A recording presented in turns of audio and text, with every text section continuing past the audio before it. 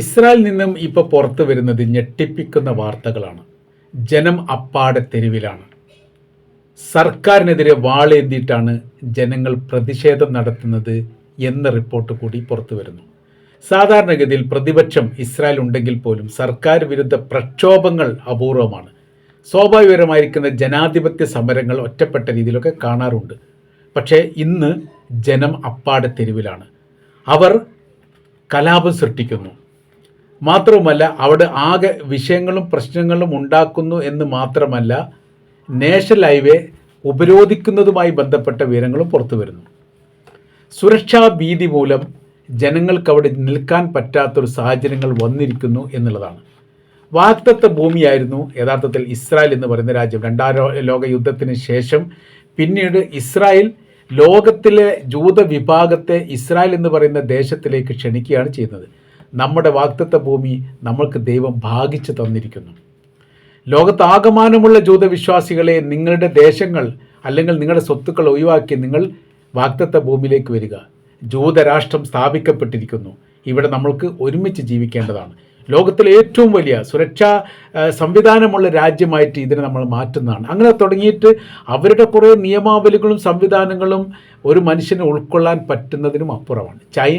ഇവിടെ നമ്മുടെ കൊച്ചിയിൽ നിന്ന് പോലും ജൂത വിഭാഗങ്ങൾ അവരുടെ സംവിധാനങ്ങളൊക്കെ, അവരുടെ ബിസിനസ് സംബന്ധമായിരിക്കുന്ന കാര്യങ്ങളും അവരുടെ ഈ പള്ളികളും സംവിധാനങ്ങളെല്ലാം ഒഴിവാക്കിക്കൊണ്ട് ഇസ്രായേലിലേക്ക് 980 കാലഘട്ടത്തിൽ തന്നെ പോയി തുടങ്ങിയിട്ടുണ്ട്. ഒറ്റപ്പെട്ട രീതിയിൽ അതിന് മുൻപ് ഉണ്ട് എന്ന് പറയുന്നു. അങ്ങനെ വിപുലമായിരിക്കുന്ന ഒരു സംവിധാനത്തോടു കൂടിയാണ് ജൂതരാഷ്ട്രങ്ങൾ നിലനിൽക്കുന്നത്. അവരുടെ പരീക്ഷണങ്ങൾ, അവരുടെ നിരീക്ഷണങ്ങൾ, സംവിധാനങ്ങൾ, ചാരപ്രവർത്തനങ്ങൾ, അവരുടെ ആയുധങ്ങൾ, യുദ്ധവിമാനങ്ങൾ, പ്രതിരോധ സംവിധാനങ്ങൾ എല്ലാം ലോകത്തെ അതിശയിപ്പിക്കുന്ന തരത്തിലാണ്. സമാനമായിരിക്കുന്ന ഒരു ആയുധ നിർമ്മാണങ്ങളൊന്നും അമേരിക്കക്ക് പോലും ഉണ്ടാക്കാൻ വേണ്ടി പറ്റില്ല. രണ്ട് റൂട്ടിലൂടെയാണ് പോകുന്നത് എന്ന് ചുരുക്കം. ഇപ്പോഴത്തെ വിഷയം എന്ന് പറഞ്ഞാൽ റോഡിലാകെ തീയിട്ടുകൊണ്ട് പ്രതിഷേധിക്കുന്ന രീതി, നാഷണൽ ഹൈവേ പിക്കറ്റ് ചെയ്യുന്ന രീതി, സർക്കാർ സ്ഥാപനത്തിലേക്ക് ആക്രമിക്കുന്ന രീതി, ഇതിനോടൊപ്പം തന്നെ അവിടെ ഉണ്ടായിരുന്ന നിയന്ത്രണം എന്ന് വെച്ചാൽ മാധ്യമ മീഡിയകൾക്ക് വലിയ രീതിയിലുള്ള നിയന്ത്രണമുള്ള രാജ്യമാണ് പ്രത്യേകിച്ച് യുദ്ധമാകുന്ന സമയത്ത് ഇസ്രായേൽ എന്ന് പറയുന്നത്. അത് സോഷ്യൽ മീഡിയ പോലും വലിയ രഹസ്യമായ രീതിയിൽ നിരീക്ഷിക്കുന്നു. അതുകൊണ്ട് അവിടെ നടക്കുന്ന ഒരു സംഭവം ലോകം കൃത്യതയോടുകൂടി അറിയുന്നില്ല. അവിടുത്തെ മീഡിയകൾ റിപ്പോർട്ട് ചെയ്യില്ല, അന്താരാഷ്ട്ര മീഡിയകൾ അത് റിപ്പോർട്ട് ചെയ്യാൻ അനുവദിക്കില്ല. റിപ്പോർട്ട് ചെയ്യുന്ന മീഡിയ ആയിരുന്നു അൽ ജസീറ, അവിടെ ഉണ്ടായിരുന്നു. അത് യുദ്ധത്തോടനുബന്ധിച്ച് തന്നെ അൽ ജസീറിനെ പുറത്താക്കി. പിന്നീട് അവർ ഗസയിലേക്കാണ് വന്നത്. ഗസയിലാണ് ഇപ്പോൾ അൽ ജസീറ പ്രവർത്തിക്കുന്നത്. ഇതിൻ്റെ ബ്രാഞ്ചായിട്ട്, ഇസ്രായേലിൻ്റെ ബ്രാഞ്ചായിട്ട് പ്രവർത്തിക്കുന്നത് അവിടെയാണ്. അപ്പോൾ അവർക്ക് താല്പര്യമുള്ള മീഡിയക്കാരല്ലാതെ മറ്റൊരു മീഡിയക്കാരും അവിടെ ഇല്ല എന്നുള്ളതും, മറ്റൊരു മീഡിയക്കാരുണ്ടെങ്കിൽ തന്നെ അവർ റിപ്പോർട്ട് തയ്യാറാക്കാൻ വേണ്ടിയിട്ട് ഇസ്രായേൽ ഗവൺമെൻറ്റിൻ്റെ സമ്മതം വേണം എന്നുള്ളൊരു നിയമം നിലനിൽക്കുന്നു. അതുകൊണ്ട് സോഷ്യൽ മീഡിയ വഴി പോലും അപൂർവമായിട്ട് മാത്രമാണ് അവിടുത്തെ വിവരങ്ങൾ പുറത്തു വരുന്നത്. അങ്ങനെ പുറത്തു വന്ന വിവരങ്ങളിൽ ഒന്നാണ് റോഡിന് തീയിടുന്നത് അടക്കമുള്ള വിഷയങ്ങൾ ഗൗരവപരമായിട്ട് തന്നെ വരുന്നു, ഇതുവരെ കാണാത്ത രീതിയിൽ.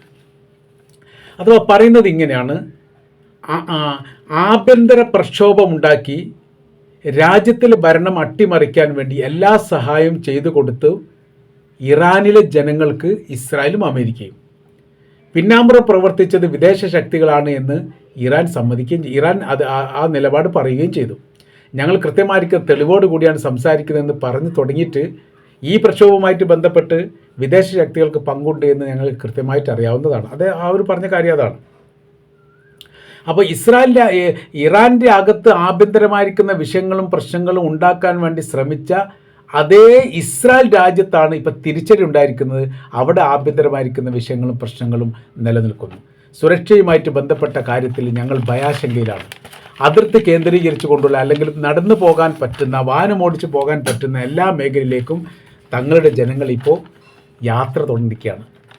തങ്ങളും ഇപ്പോൾ അഭയാർത്ഥികളായി പോയിരിക്കുന്നു എന്നുള്ള ഒരു ഖേദത്തോടു കൂടിയാണ് പല ആളുകൾ യാത്ര ചെയ്യുന്നത്. ചില സോഷ്യൽ മീഡിയയിലൊക്കെ വരുന്ന വൈകാരികമായിരിക്കുന്ന രംഗങ്ങളിലൊക്കെ പ്ലീസ് സ്റ്റോപ്പ് ഇറാൻ എന്നൊക്കെ പറഞ്ഞിട്ട് ഞങ്ങൾ നിരപരാധികളാണ്, സർക്കാരാണ് കുറ്റം ചെയ്തത്, നിങ്ങൾ ഞങ്ങളെ കൊല്ലരുത്, നിങ്ങൾ ആക്രമിച്ചിട്ടില്ലെങ്കിൽ മാത്രമേ ഞങ്ങൾ മരിക്കാതിരിക്കൂ, ഞങ്ങളുടെ രാജ്യത്തിന് ഇപ്പോൾ പ്രതിരോധമില്ല, നിങ്ങൾ ഇടുന്നത് ഞങ്ങളുടെ നെഞ്ചത്തേക്കാണ് എന്നൊക്കെ പറഞ്ഞിട്ടുള്ള മുദ്രാവാക്യങ്ങളും നിലവിളികളും നിത്യകാഴ്ചയായി ഇസ്രായേൽ മാറിയിരിക്കുന്നു എന്നുള്ളത് ഇസ്രായേലിൻ്റെ ചരിത്രത്തിലൊക്കെ ഇതാദ്യമായിട്ടാണ്.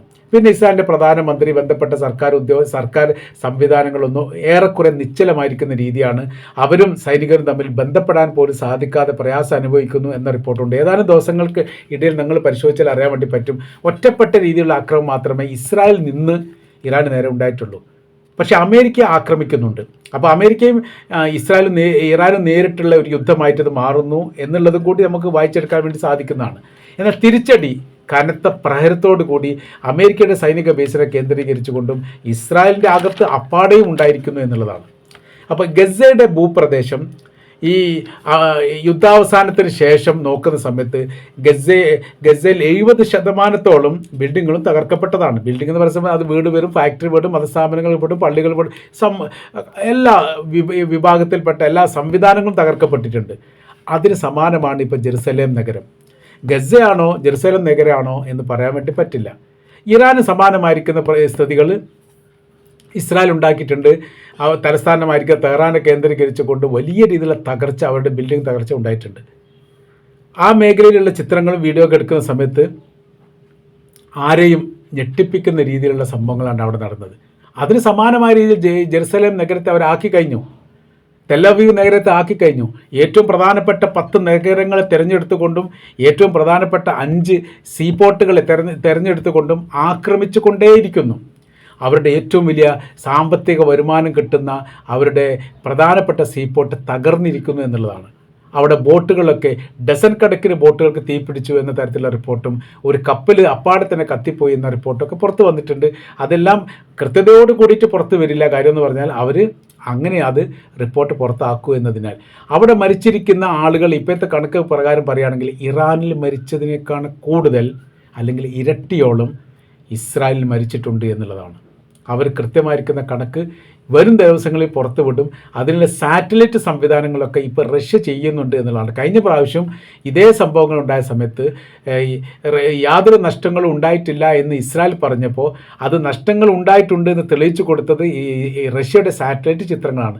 സാറ്റലൈറ്റ് ചിത്രങ്ങൾ വളരെ കൃത്യതയോടുകൂടി ഓരോരോ ബിൽഡിങ് ഈ ഇറാൻ്റെ ആക്രമണത്തിന് മുൻപുള്ള സ്ഥിതിയും ഇപ്പോഴത്തെ സ്ഥിതിയും വളരെ കൃത്യതയോടു കൂടി വെച്ചുകൊണ്ട് പറയുന്നു, അവിടെ ഇത്ര ബിൽഡിങ്ങുകൾ ഉണ്ടായിരുന്നു യുദ്ധത്തിന് മുൻപ്, ഇപ്പോൾ ആ ബിൽഡിങ്ങുകൾ കാണുന്നില്ല, എങ്ങട്ടാണ് നിങ്ങൾ മാറ്റിയത് എന്നുള്ളതാണ്. 10-40 ബിൽഡിങ്ങുകളോളം കഴിഞ്ഞ പ്രാവശ്യത്തെ അക്രമത്തിൽ കാണാത്തത് കൊണ്ട് ആ ബിൽഡിങ്ങുകൾ നിങ്ങൾ പ്രധാനമന്ത്രി നെതന്യാഹുവിൻ്റെ ഓഫീസിലേക്ക് മാറ്റി സ്ഥാപിച്ചതാണോ എന്ന് കളിയാക്കി പോലും ചോദിച്ചിട്ടുണ്ട്. അതിനേക്കാൾ എത്രയോ പ്രഹരശേഷി, ഒരു 100 ഇരട്ടി പ്രഹരശേഷിയോട് കൂടിയാണ് ഇപ്പോൾ ഇറാൻ ആക്രമിക്കുന്നത്. ഇറാൻ്റെ ആക്രമണത്തിൻ്റെ ആയുധങ്ങളിൽ കൊറിയയുടെ മിസൈലുകൾ ഉണ്ട് എന്ന് പോലും ഇപ്പോൾ ഏറെക്കുറെ സ്ഥിരീകരിക്കപ്പെട്ടിരിക്കുകയാണ്. അത് ഈ കൊറിയ അത് സമ്മതിച്ചിട്ടില്ലെങ്കിലും ഇറാൻ അത് സമ്മതിച്ചിട്ടില്ല. അതിൻ്റെ പ്രഹരശേഷി അതികഠിനമാണ്. ഭയാനകരമായിരിക്കുന്ന രീതിയിലാണ് ഒരു മിസൈൽ വന്ന് പൊട്ടിത്തെറിച്ച് ബിൽഡിംഗ് അടക്കം തെറിച്ചു പോകുന്നത്. അതിൽ നിന്ന് മനുഷ്യന്മാരുടെ കൂട്ട നിലവിളിയും കൂട്ട ഓട്ടങ്ങളും സ്ഥിരമായിരിക്കുന്നു എന്ന തരത്തിൽ കാര്യങ്ങൾ പോകുന്നു. കാര്യം പ്രതിരോധ സംവിധാനം തകർന്നു കഴിഞ്ഞാൽ പിന്നീട് ഈ സൈറൺ മുഴങ്ങുന്ന പരിപാടികളൊന്നും ഇപ്പോൾ ഇല്ല. മുമ്പ് ഒരു ആക്രമണം വരികയാണെങ്കിൽ, ഒരു മിസൈൽ വരികയാണെങ്കിൽ അപ്പം തന്നെ സൈറൺ മുഴങ്ങായിരുന്നു. ഇപ്പോൾ ഒരു സൈറൺ മുഴങ്ങാനില്ല. കാര്യം എന്ന് പറഞ്ഞാൽ സൈറൺ മുഴങ്ങുന്നിടത്ത് പോലും വലിയ രീതിയിലുള്ള പ്രശ്നങ്ങളുണ്ട് എന്നതാണ്. അപ്പോൾ ഇസ്രായേലിനെ സംബന്ധിച്ചിടത്തോളം അവിടുത്തെ ജനങ്ങൾ അപ്പാടെ സർക്കാരിനെതിരെ തിരികുകയും പ്രക്ഷോഭങ്ങളും സമരങ്ങളുമായി ഓരോരോ ദിവസം കഠിനമാവുകയും ചെയ്യുന്നു. അപ്പോൾ ആഭ്യന്തര പ്രശ്നങ്ങൾ എവിടെയാണോ ഇസ്രായേൽ പ്രതീക്ഷിച്ചത് അവിടെ നടന്നിട്ടില്ല എന്ന് മാത്രമല്ല, പറഞ്ഞ തങ്ങളുടെ രാജ്യത്ത് അത് ശക്തമായ രീതിയിൽ ഇപ്പോൾ പ്രതിഫലിക്കുന്നുണ്ട് എന്നുള്ളതും അവരെ ഏറെ ആശങ്കപ്പെടുത്തുന്ന കാര്യം തന്നെയാണ്. അപ്പോൾ ഇതോടൊപ്പം തന്നെ ഇതിനു മുൻപ് ഫലസ്തീൻ്റെ നേതാവ് പറഞ്ഞിരിക്കുന്ന കാര്യങ്ങളൊക്കെ ഇപ്പോൾ പുറത്തു വന്നിരിക്കുകയാണ്. 2027 ഇസ്രായേൽ അവസാനിക്കും, അന്ത്യമാണ്. എൻഡ് ഓഫ് ദി ഇസ്രായേൽ എന്ന് പറയുന്നത് 2027 ഏകദേശം മധ്യത്തോടു കൂടി, അതായത് അടുത്ത വർഷത്തോടു കൂടി അത് ഇല്ലാതാകുന്നതിൻ്റെ ആരംഭം കുറിക്കപ്പെട്ടിട്ടുണ്ട് എന്നുള്ളതാണ്. മറ്റൊരു റിപ്പോർട്ടിൽ ഇത് എങ്ങനെ പറയുന്നു, Netanyahu the last prime minister of Israel, അവസാനത്തെ പ്രധാനമന്ത്രിയാണ് നെതന്യാഹു ഇസ്രായേലിൻ്റെ. പിന്നീട് ഒരു പ്രധാനമന്ത്രി ഉണ്ടാവുക വലിയ പ്രയാസമാണ് എന്ന് കൂടി പറഞ്ഞു. അതുകൊണ്ട് പരമാവധി അവിടെ പിടിച്ചു നിൽക്കാൻ വേണ്ടിയിട്ട് ഇസ്രായേലിൻ്റെ പ്രധാനമന്ത്രി നോക്കുന്നത് അതുകൊണ്ടാണ് എന്നുകൂടി നമുക്കിതിനിടയിൽ വായിച്ചെടുക്കാൻ വേണ്ടി സാധിക്കുന്ന കാര്യമാണ്. ഏതായിരുന്നാലും ഇറാനിലെ സ്ഥിതികളും അവസ്ഥകളും അതീവ ദയനീയമാണ്, അതിഭയങ്കരമാണ്. ചരിത്രത്തിൽ ഇന്ന് വരെ ഇത്തരം ഒരു സംവിധാനത്തെ പ്രതിരോധിച്ചു കൊണ്ടുള്ള ഒരു ശേഷി ഇല്ല ഇസ്രായേലർക്ക് എന്നുള്ളത് ഒരു യാഥാർത്ഥ്യമാണ്. ഗസക്ക് അതുണ്ട്, ഇറാൻ അതുണ്ട്. ഇറാനൊക്കെ എല്ലാ കാലത്തും യുദ്ധവുമായിട്ട് ബന്ധപ്പെട്ട കെടുതിയും വിഷയങ്ങളും പ്രശ്നങ്ങളൊക്കെ അഭിമുഖീകരിച്ചവരാണ്. 1980 8 കൊല്ലമാണ് യുദ്ധം ചെയ്ത് ഇറാഖുമായിട്ട്. അതിൻ്റെ കെടുതിയും ദുരന്തങ്ങളും വിഷയങ്ങളും ഒക്കെ അഭിമുഖീകരിച്ച ഇറാനെ സംബന്ധിച്ചിടത്തോളം യുദ്ധത്തെ അഭിമുഖീകരിക്കുക ഒരു വിഷയമുള്ള കാര്യമല്ല, ഉപരോധത്തെ അഭിമുഖീകരിക്കുക എന്നുള്ള വിഷയമുള്ള കാര്യമല്ല. ഇസ്രായേലിലേക്ക് എത്തുമ്പോൾ അതൊക്കെ വിഷയമുള്ള കാര്യമാണ്. അവർ ഏറ്റവും വലിയ ഹീറോയിസമായിട്ടാണ് ലോകത്ത് നിലനിന്നത്. അതെല്ലാം ഉടഞ്ഞിരിക്കുന്നു എന്നാണ് ഈ വിഷയവുമായിട്ട് ബന്ധപ്പെട്ട് നമുക്ക് മനസ്സിലാക്കാൻ വേണ്ടിയിട്ട് സാധിക്കുന്നത്.